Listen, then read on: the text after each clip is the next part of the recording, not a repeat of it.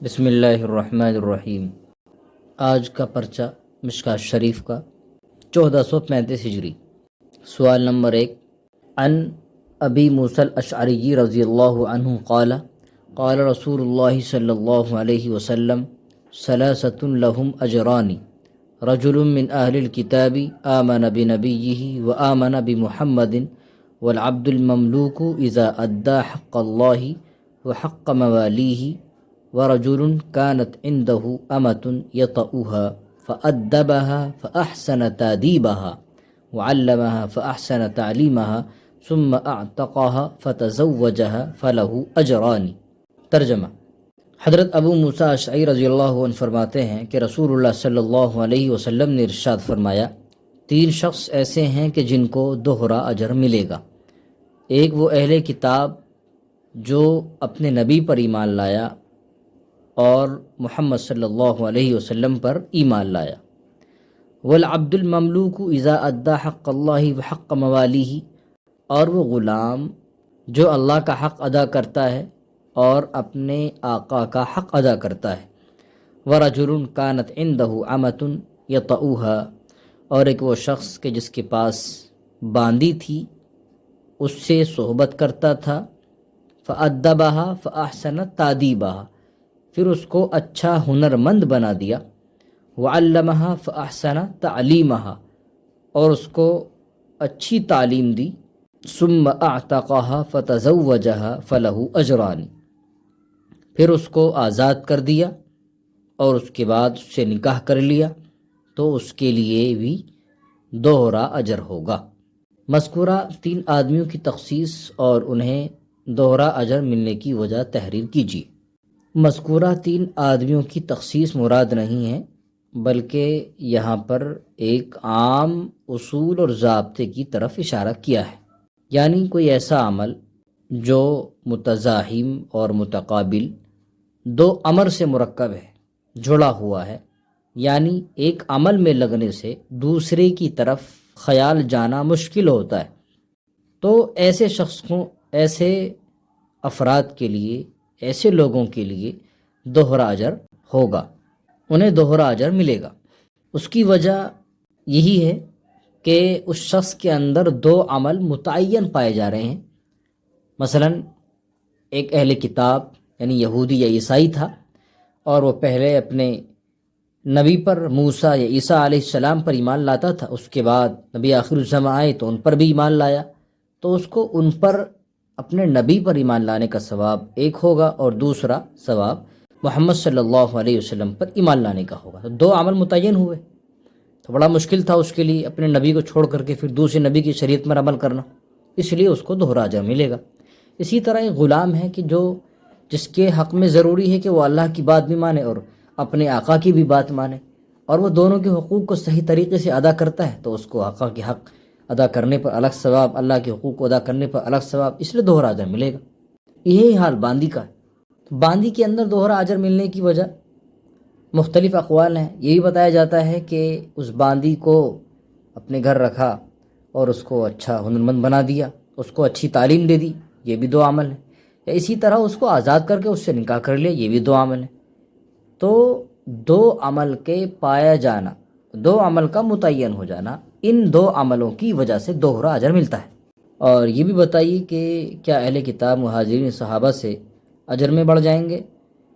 دیکھیے، یہ اہل کتاب کی جزئی فضیلت ہے، یعنی ایمان لانے کا ثواب تو انہیں مہاجرین صحابہ سے زیادہ ملے گا کیونکہ ڈبل ان کا کام ہے، لیکن ایمان لانے کے بعد جو زندگی بھر کے اعمال ہیں، ان اعمال کا جو ثواب ہے وہ مہاجرین صحابہ کو زیادہ بڑھا ہوا ہے، اور اہل کتاب صحابہ ان کے برابر نہیں پہنچ سکتے۔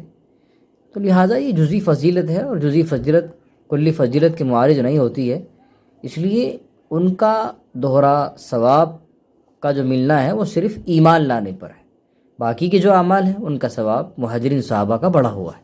سوال نمبر 2، عن عبداللہ بن مسعود رضی اللہ عنہ قال كنا نسلم عن النبی صلی اللہ علیہ وسلم وهو في الصلاة فيرد علينا فلما رجعنا من عند النجاشي سلمنا عليه فلم يرد علينا فقلنا يا رسول الله كنا نسلم عليك في الصلاة فترد علينا فقال إن في الصلاة لشغلا متفق علیہ۔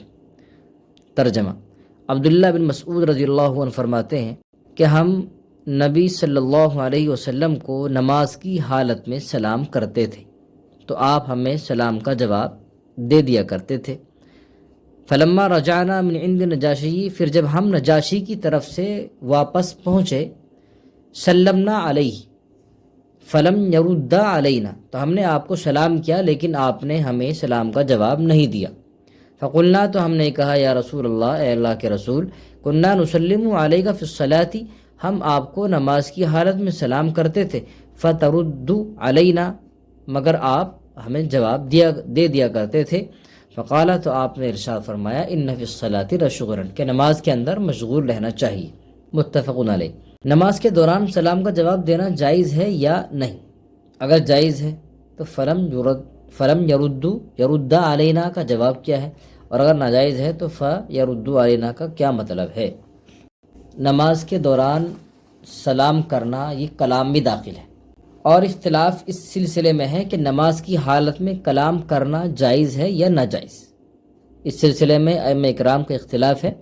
امام ابو حنیفہ رحمہ اللہ فرماتے ہیں کہ نماز کی حالت میں کلام کرنا مطلقاً مفسد صلاۃ ہے، چاہے عمدن ہو یا نسیانن ہو یا جہلن ہو یا اصلاح نماز کی غرض سے ہو۔ امام شافعی رحمہ اللہ کے یہاں اگر کلام جہلن ہے یا نسیانن ہے تو مفسد صلاۃ نہیں ہے، بشرطے کہ کلام طویل نہیں۔ یہ بات واضح ہونی چاہیے کہ اگر کلام عمدن ہوا نماز کی حالت میں اور وہ اصلاحی غرض کی وجہ سے نہیں ہے تو بالاتفاق مفسد صلاۃ ہے کلام کرنا۔ اب اگر جائز ہے تو فلم یرد علینا کا کیا جواب ہے، اور ناجائز ہے تو یرد علینا کا جواب ہے؟ دیکھیے، ابتدائے اسلام میں شروع اسلام کے اندر نماز کی حالت میں کلام کرنا اور نماز کی حالت میں سلام کا جواب دینا مشروع تھا، ایسا ہوتا تھا، تو لہٰذا آپ نے اس وقت جواب دیا تھا۔ لیکن بعد میں یہ حکم منسوخ ہو گیا تو اس لیے آپ نے جواب نہیں دیا۔ حبشہ کی طرف مسلمانوں نے کتنی مرتبہ ہجرت کی؟ حبشہ کی طرف مسلمانوں نے 2 مرتبہ ہجرت کی، اور فلما رجعنا سے کون سی ہجرت مراد ہے؟ یہاں سے ہجرت ثانیہ کا ذکر ہے، ثانیہ مراد ہے، کیونکہ عبداللہ بن مسعود پہلی ہجرت میں موجود نہیں تھے اور آپ اسی ہجرت کا واقعہ بیان بھی کر رہے ہیں جس میں آپ موجود تھے، اور یہ ہجرت کی واپسی حبشہ سے مسلمانوں کی مدینہ منورہ میں ہوئی۔ سوال نمبر 3، ان ابی سعید الخدری رضی اللہ عنہ قال قال رسول اللہ صلی اللہ علیہ وسلم لیس فیما دون 5 اوسق من التمر صدقۃ ولیس فیما دون 5 اواق من الورق صدقۃ ولیس فیما دون 5 زود من الابل صدقۃ۔ حضرت ابو سعید خدری رضی اللہ عنہ فرماتے ہیں رسول اللہ صلی اللہ علیہ وسلم نے ارشاد فرمایا 5 وسق کھجور سے کم میں زکوٰۃ نہیں ہے، ولیس فیما دون 5 اواق من الورق صدقۃ، اور 5 اوقیہ سے کم چاندی میں زکوٰۃ نہیں ہے، ولیس فیما دون 5 زود من الابل صدقۃ، اور 5 اونٹوں سے کم میں زکوٰۃ نہیں ہے۔ زمین کی پیداوار، چاندی اور اونٹوں میں زکوٰۃ کا نصاب، اور اس میں ائمہ کا اختلاف تحریر کیجیے۔ دیکھیے، اس پر سب کا اتفاق ہے کہ زمین کی پیداوار میں عشر یا نصف عشر کی صورت میں زکوٰۃ فرض ہے۔ اختلاف اس صورت میں ہے کہ یہ عشر یا نصف عشر کے واجب ہونے کے لیے کوئی نصاب مقرر ہے یا نہیں، یعنی کتنے نصاب کے اعتبار سے کہاں تک عشر واجب ہو جائے گا۔ تو امام مالک، امام شافعی، امام احمد یعنی ائمہ ثلاثہ اور ان کے ساتھ صاحبین بھی ہیں جو انہی کے قائل ہیں کہ زمین کی پیداوار یعنی غلوں میں، پھلوں میں، تو زمین کی اس پیداوار کا نصاب جو ہے مقرر ہے، یعنی 5 وسق سے کم اگر حاصل ہوگی زمین کی پیداوار تو ان کے یہاں 10واں حصہ یعنی عشر نکالنا ضروری نہیں۔ اس کے برخلاف امام ابو حنیفہ رحمہ اللہ اس بات کے قائل ہیں یعنی ان کے یہاں زمین کی پیداوار میں کوئی نصاب مقرر نہیں ہے، بلکہ جس قدر بھی زمین کی پیداوار حاصل ہو جائے اس میں عشر نکالنا، 10واں حصہ نکالنا ضروری ہو جاتا ہے۔ اب آگے فرماتے ہیں اسی طرح چاندی اور اونٹوں میں زکوٰۃ کا نصاب۔ چاندی کا جو نصاب ہے وہ یہ اواق جو ہے اوقیہ کی جمع ہے۔ ایک اوقیہ 40 درہم کا ہوتا ہے، تو 5 اوقیہ 200 درہم کا ہوا۔ ایک اوقیہ 40 درہم، 40 درہم یعنی 10.5 تولہ چاندی، اور 5 اوقیہ 200 درہم یعنی 52.5 تولہ چاندی۔ تو اس میں تو سبھی کا اتفاق ہے کہ 5 اوقیہ یعنی 40 درہم، 5 اوقیہ جو کسی کے پاس اگر چاندی 200 درہم موجود ہو تو 200 درہم کے اندر نصاب مکمل ہو جاتا ہے، اور اس 200 درہم اس کے اندر یعنی 52.5 تولہ چاندی اور اس پر مکمل سال گزر جائے تو اس میں 5 درہم کا نکالنا واجب ہو جاتا ہے۔ تو اس میں سبھی کا اتفاق ہے۔ اونٹ کا نصاب، اونٹ میں زکوٰۃ کا جو نصاب مقرر کیا ہے وہ 5 یعنی 5 اونٹوں سے کم میں زکوٰۃ واجب نہیں۔ مظاہر حق میں بھی اس کی تفصیل ہے اور دیگر فقہ کی کتابوں میں اس کی تفصیل ہے، یعنی 5 سے لے کر کے 9 تک میں 1 بکری، 10 سے 14 تک 2 بکریاں، اسی طرح 15 سے 19 تک 3 بکریاں، اور آگے 20 سے 24 تک 4 بکریاں، یعنی 5 سے لے کر کے 24 تک کا جو حساب بیٹھ رہا ہے وہ یہی ہوا کہ ہر 5 میں 1 بکری آئی، 4 بکریاں 24 تک۔ اب 24 سے آگے کا جو نصاب چلتا ہے وہ پھر بکریوں کی شکل میں نہیں دی جاتی ہیں، بلکہ اونٹوں کی ہی نسل میں سے اسی کا کوئی مادہ یا بچہ دیا جاتا ہے۔ مثلا 25 اونٹ سے لے کر کے 35 اونٹ تک 1 بنت مخاض دیا جائے گا، 36 سے 45 تک 1 بنت لبون دیا جائے گا، 46 سے 60 تک 1 حقہ، 60 سے 75 تک 2 بنت لبون، اور 61 سے 120 تک اس میں 2 حقے ہو جائیں گے۔ یہ تفصیلات فقہی کتابیں موجود ہیں، وہاں جا کر کے ہم اس کا مطالعہ کر سکتے ہیں۔ یہ حدیث اگر احناف کے خلاف ہو تو اس کا جواب لکھیے۔ دیکھیے یہ حدیث، مذکور حدیث جو ہے احناف کے خلاف ہے، کیونکہ حضرت امام ابو حنیفہ رحمہ اللہ تو اس بات کے قائل ہیں کہ زمین کی پیداوار بھی جس قدر حاصل ہو جائے اس کے اندر عشر واجب ہو جاتا ہے، اور حضرت امام ابو حنیفہ کی جو دلیل ہے وہ قرآنی آیتیں بھی ہیں اور احادیث نبویہ بھی ہے۔ قرآن میں ہے، سورہ بقرہ کے اندر ہے، انفقوا من طیبات ما کسبتم ومما اخرجنا لکم من الارض، اور اسی طرح حدیث جابر ہے کہ سقط الانہار الغیم العشور یا ما اخرجتہ الارض ففیہ العشر۔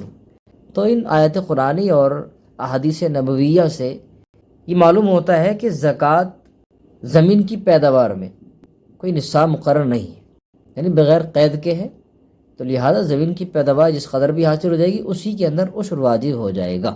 سوال نمبر 4، عن ابی ریحانۃ رضی اللہ عنہ قال نہى رسول اللہ صلی اللہ علیہ وسلم عن 10 عن الوشر والوشم والنتف وعن مکامعة الرجل الرجل بغیر شعار ومکامعة المرأة المرأة بغیر شعار وأن يجعل الرجل في أسفل ثيابه حريرا مثل الأعاجم أو يجعل على منكبيه حريرا مثل الأعاجم وعن النهبة وعن ركوب النمور ولبوس الخاتم إلا لذي سلطان۔ ترجمہ، حضرت ابو ریحانہ رضی اللہ عنہ سے روایت فرماتے ہیں کہ رسول اللہ صلی اللہ علیہ وسلم نے 10 چیزوں سے منع فرمایا۔ عن الوشری، دانتوں کو تیز کرنے سے، والوشمی، گدوانے سے اور گودنے سے، والنتفی، بال اکھاڑنے سے، وان مکامعات الرجل الرجل بغیر شعار، اور مرد کا مرد کے ساتھ سونے سے درمیان میں کپڑا حائل کیے بغیر، ومکامعات الرجل ومکامعات المرأة المرأة بغیر شعار، اور عورت کا عورت کے ساتھ سونے سے درمیان میں کپڑے کے حائل ہوئے بغیر، وَأَن يَجْعَلَ الرَّجُلُ فِي أَسْفَلِ ثِيَابِهِ حَرِيرًا مِثْلَ الْأَعَاجِمِ، اور اس بات سے منع فرمایا کہ آدمی اپنے کپڑے کے استر ریشم سے بنائے، اپنے کپڑے کے استر میں ریشم کو بنائے اجمیوں کی طرح. او یجعل علی منکبیہ حیرن مثل الاعاجمی، یا اس بات سے منع فرمایا کہ اپنے مونڈھوں پر اجمیوں کی طرح ریشم بنائے، ریشم کا استعمال کرے. وعن النہبہ وعن رکوب النموری، اور لوٹ مار کرنے سے اور چیتے کی کھال کی زین پر سوار ہونے سے. ربوس الخاتم الا لذی سلطان، اور انگوٹھی پہننے سے مگر بادشاہ کے لیے. خط کشیدہ الفاظ کے لغوی مرادی معنی تحریر کیجیے. الوشر یہ باب ضربہ سے آتا ہے، معنی اس کے دانتوں کو تیز کرنا، دانتوں کو اگلے حصے کے دانت باریک کرنا. والوشم یہ باب ضربہ سے آتا ہے، اس کے معنی جسم گدوانا، یعنی مرادی معنی یہ ہے کہ سوئی وغیرہ کے ذریعے کھال کے اندر سوئی وغیرہ سے سوراخ کر کے اس میں نیل یا سرما وغیرہ بھرنا، جس سے کھال میں کچھ سرسبز نظر آنے لگے. النتف باب ضربہ سے آتا ہے، اس کے معنی آتے ہیں بال اکھاڑنا. اور مکامعہ یہ بائے مفعلہ کا مصدر ہے، اس کے معنی آتے ہیں ہم بستر ہونا، لیکن یہاں مرادی معنی ہے چمٹ کر سونا. شعار اس کے معنی آتے ہیں وہ کپڑا جو بدن سے متصل ہو، ملا ہوا ہو. نہبہ یہ باب فتح سے بھی آتا ہے، نصارہ سے بھی آتا ہے، سمیہ سے بھی آتا ہے، اس کے معنی وہ چیز جو لوٹی جائے. تمام امور عشرہ کی الگ الگ ما حکم وضاحت کیجیے. حکم تو سب کا ایک ہی ہے، یعنی ممانعت. 10 باتوں کی 10 باتوں کا حکم ممانعت کا ہے، یعنی منع کیا گیا ہے. پہلی چیز وشر.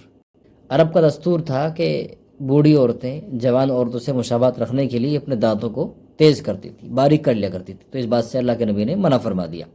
وشم یہ بھی ان کا دستور تھا، رواج تھا. عورتیں اپنی کھال کے اندر سوئی وغیرہ کے ذریعے سوراخ کر کے ان میں نیل سرما وغیرہ بھر دیا کرتی تھی، اس سے بھی اللہ کے نبی نے منع فرمایا. النتف بال اکھاڑنا، اس میں بھی یہ بھی رواج تھا کہ عورتیں اپنے چہرے سے بال اکھاڑتی تھیں یا پیشانی کے بال اکھاڑتی تھیں، یا مرد حضرات اپنے داڑھی کے بال یا بھوؤں کے سفید بال کو اکھاڑتے تھے، تو اس سے اللہ کے نبی نے منع فرما دیا. اور اسی طرح آدمی کے ساتھ ایک ہی لحاف میں ایک ہی چادر میں سونے سے اللہ کے نبی نے منع فرما دیا. اسی طرح عورت کا بھی ایک ہی لحاف میں ایک ہی چادر میں سونے سے منع فرمایا. اور یہ بھی منع فرمایا کہ آدمی اجمیوں کی طرح اپنے کپڑے پر وَأَن يَجْعَلَ الرَّجُلُ فِي أَسْفَلِ الثِّيَابِ حَيْرًا، اس کا مطلب تو یہی ہے کہ ریشم کا کپڑا پہننا مطلقاً ممنوع ہے، چاہے کپڑے کے اوپر ہو یا کپڑے کے اندر استر میں ہو، کسی بھی حالت میں ہو، ممانعت ہے. اسی طرح مونڈوں پر ریشمی لباس پہننا، یعنی بیل بوٹے وغیرہ کے اعتبار سے مونڈوں پر بنوانا ریشم کا، یہ بھی ممانعت ہے. مشرد عاجم کا تو مطلب یہی ہے کہ آجمیوں کی طرح جو تکبر کی وجہ سے یہ کام کرتے ہیں تو تم یہ کام مت کرو. عن النہبہ مسلمانوں کے مال کو لوٹنا، ان کی عزت و آبرو پر حملہ کرنا، غارت گری کرنا، ان باتوں سے اللہ کے نبی نے منع فرما دیا. وعن رکوب النمور چیتے کی کھال پر زین پر سوار ہونے سے، اس لیے کہ اس چیز سے انسان کے اندر دکھلاوا مقصود ہوتا ہے، تکبر مقصود ہوتا ہے، تو یہ بات صحیح نہیں ہے، اس لیے منع فرمایا.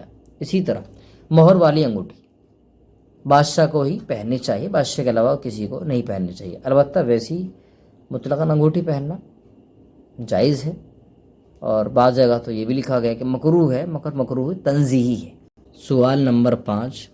عن انس رضی اللہ عنہ قال قال رسول اللہ صلی اللہ علیہ وسلم بین انا اسیر فی الجنت اذن انا بنہر حافتاہ قباب الدر المجوف قلت ما هذا یا جبریل قال الکوثر الذی اعطاک ربک فاذا طینہ مسک ازفر. ترجمہ: حضرت انس رضی اللہ عنہ سے روایت ہے، فرماتے ہیں کہ رسول اللہ صلی اللہ علیہ وسلم نے ارشاد فرمایا کہ جس وقت میں جنت کی سیر کر رہا تھا تو اچانک اذن انا بنہر حافتاہ قباب الدر المجوف، اچانک میرا گزر ایک ایسی نہر سے ہوا جس کی دونوں جانب موتیوں کے گنبد تھے. قلت میں نے عرض کیا ما ھذا یا جبرائیل، اے جبرائیل یہ کیا ہے؟ تو انہوں نے کہا الکوثر الذی اعطاک ربک، یہ وہ کوثر ہے جو آپ کے رب نے آپ کو عطا کیا ہے. فاذا طینہ مسک ازفر، تو کیا دیکھتا ہوں کہ اس کی مٹی مشک سے بھی زیادہ خوشبودار تھی. حوض کوثر سے پہلے جو ہے اس میں خط کشیدہ الفاظ لکھے گئے ہیں جو یہاں لکھا ہوا نہیں ہے اور رہ گیا تھا. تو پہلے خط کشیدہ الفاظ کی لغوی تحقیق کر لیتے ہیں. حافتا، یہ اضافت کی وجہ سے نون اس کا گر گیا ہے. حافتانی تھا، اس کا واحد حافت، معنی کنارہ، جانب. قبابن، یہ قبتن کی جمع ہے، قباب معنی گنبد، قبہ. اور المجوف، یہ باب تفعیل کا اسم مفعول کا صیغہ ہے. جوفا یجوف تجویفا، اس کے معنی آتے ہیں کھوکھلا ہونا، کھوکھلا کرنا. یعنی وہ موتی جو گنبد ہے وہ اندر سے کھوکھلا ہے، شاندار ہے، اس کے اندر رہنے آسائش کی چیزیں موجود ہیں. ازفر، اس کے معنی آتے ہیں انتہائی تیز مہکنے والی چیز. حوض کوثر کہاں ہے؟ جنت میں، جنت سے باہر؟ سوچ کر لکھی. امام قرطبی رحمہ اللہ نے حوض کوثر کے بارے میں بتایا کہ اللہ کے نبی صلی اللہ علیہ وسلم کے 2 حوض ہوں گے، ایک جنت میں ہوگا اور ایک جنت سے باہر پل صراط سے پہلے میدان محشر میں ہوگا، جہاں آپ کی امتیں آپ کے پاس آئیں گی پانی پینے کے لیے. دوسرے انبیاء کے لیے بھی حوض ہوں گے یا نہیں؟ اگر ہوں گے تو کہاں ہوں گے؟ جی، تمام اور دیگر انبیاء کے بھی حوض ہوں گے، اپنے اپنے حوض. ہر نبی اپنے اپنے حوض پر بیٹھا ہوا ہوگا اور ان کی امتیں ان کے پاس آئیں گی، وہ بھی میدان محشر میں ہی ہوں گے.